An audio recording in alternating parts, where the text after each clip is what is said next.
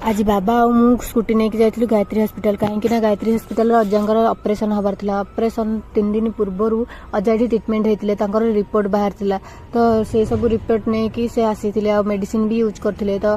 कहते कि से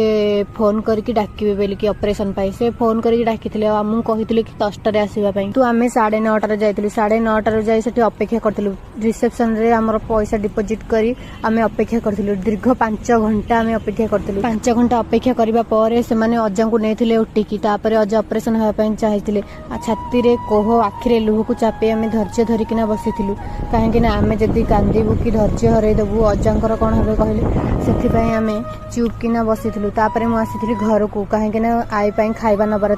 तापर बाबांकर मोर 7:30 बेले खाଇବା नहीं जाइलु मेडिकल नहीं खाଇବା भी आई खाई नथिला कहीं अजा दिन सारा किसी खाई नथिले तो आपण माने भी भगवान को प्रार्थना करते अजा जमी बहुत जल्दी